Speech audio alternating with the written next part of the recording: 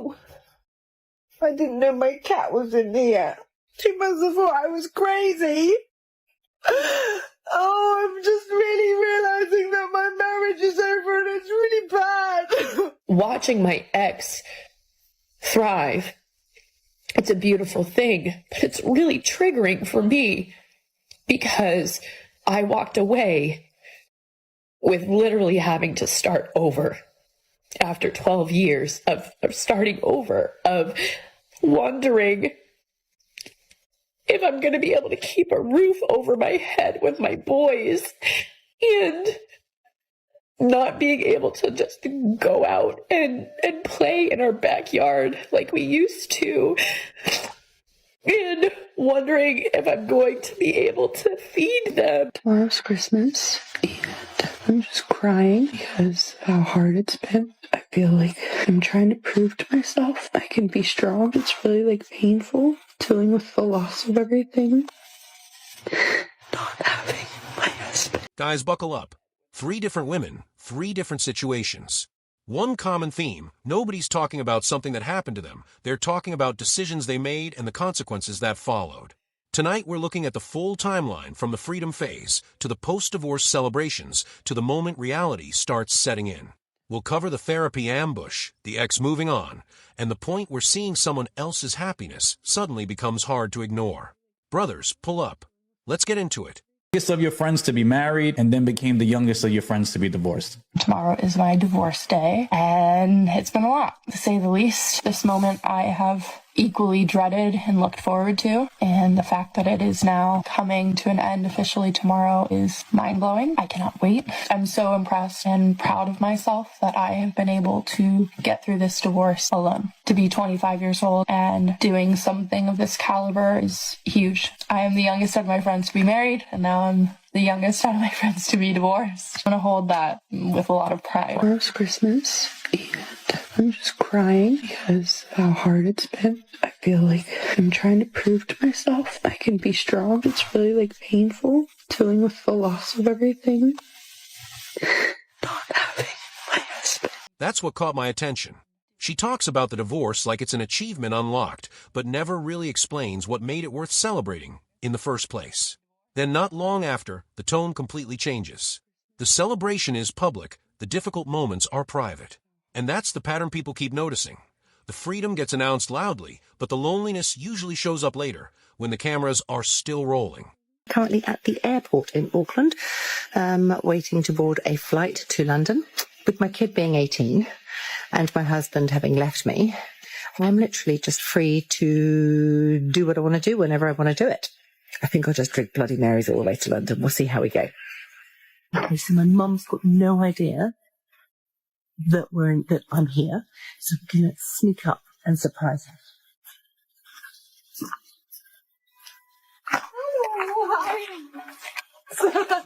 Nice to meet you. Hello. Okay, this is a surprise.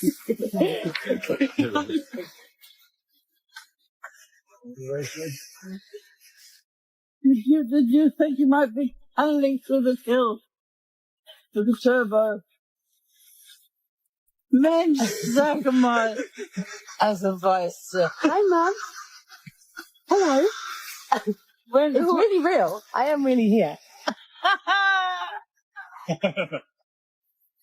Don't give a shit what other people think. As long as you're honest and good and true, you do you. Just go do the things that you want to do and don't care what other people think. Because if you can waste so much of your life worrying oh, I mustn't do this because they'll think that, or I shouldn't do that because they'll think that. To the people that think that, don't give what those people think. That's the funny part. People who genuinely don't care what others think usually don't spend several minutes explaining how much they don't care. The more she talks about being unbothered, the more it feels like she's trying to convince herself as much as everyone else. And that's why this clip stands out. It feels less like confidence and more like someone looking for reassurance through a camera lens. Recently, I caught up with an old friend and she was telling me that she got divorced. And I was so surprised because her and her husband were such a cute couple and they had been together for 11 years. So I asked her, what happened? I figured something bad happened. She's like, honestly, I was just bored. Like, my husband, all he did was work. I was a stay-at-home mom. We had 3 kids, and I just got lonely and bored.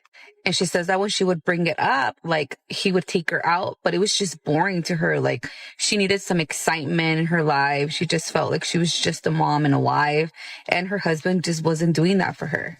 And she had other friends that had, you know, boyfriends, or like they had just got married, and they were always going out, always going on vacation, always partying, like going to the club, going to the bar, hanging out with friends. And they did none of that. And when she would bring it up to her husband would always tell her, like, I gotta work. Like, you know, they had a big house, they had nice things. Like, he was just trying to work. So they ended up getting divorced. And now, you know, she's single, she lives alone, she's working, and she's dating. So then I told her, oh, well, that must be exciting, like dating and stuff. And she's like, no, I fucking hate it. And I was like, why? And she's like, because all they want to do is just have fun. They just want to go to the club. They just want to go to the bar. They just want to hang out, have a good time. And then that's it. She said, no one wants to help me out. Like, I'm trying to find someone that's going to help take care of my kids. She's like, I just want someone to be a provider, not just a good time. So I was all like, well, wasn't that what your husband was doing? And she's like, I know. And I guess now her ex-husband is dating someone, like, seriously. They have been divorced for a total of 3 years, and he has been dating this girl for 2 years. She has 2 kids, and they're already living together. She says that he's fully taking care of her. Like, the girl doesn't work. She's a stay-at-home mom. They haven't had any new kids, but they're planning on having kids. And she's pissed because she's like, how can he move on so fast? Like, you know, I can't even find nobody. And he just found someone so quick. And he didn't even want to give us another try. Like, blah, blah, blah. And I was so confused because I was like, okay, so you divorced him because he was always working and you were bored. So now you're single, going out, having a good time, dating, but you don't like that. Now you want someone to take care of you, a provider. And your ex-husband, all he wanted to do was be a provider. That's why now he is dating someone who he has no problem providing for her and her kids. And she's pissed because she's like, why would he go and find someone who has kids? Like, he already has kids. Why would he want to take on that responsibility? And I'm like, wait, aren't you looking for someone to take on that responsibility? I was just giving her a hard time, I'm not going to lie, because it was kind of funny to me because I was like, I could tell that she regretted her decision. I could tell. And I've seen a lot of people do shit like this where they get divorced for reasons that are not, I'm not going to say they're not valid because everybody's feelings are valid, but they're fixable problems. Like, I don't know if you guys have this wrong idea of marriage that is supposed to be like fun and happy all the time. It's not. I feel like every relationship, it literally depends on compromise. Like, you got to compromise something. You cannot have everything.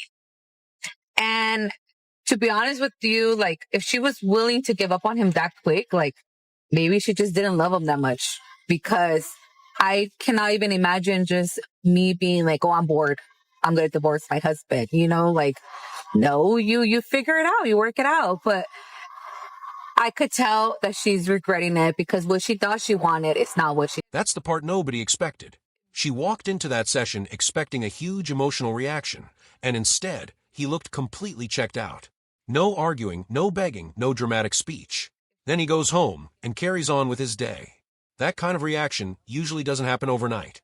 It looks more like someone who had already accepted the end of the relationship long before the conversation ever happened. By the time she was breaking the news, he seemed like he was already on the next chapter.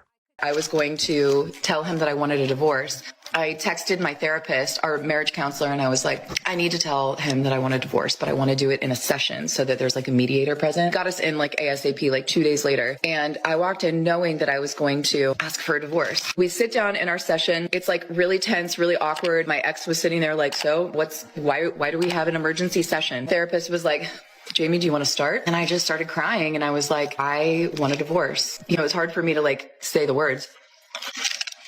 I'm done.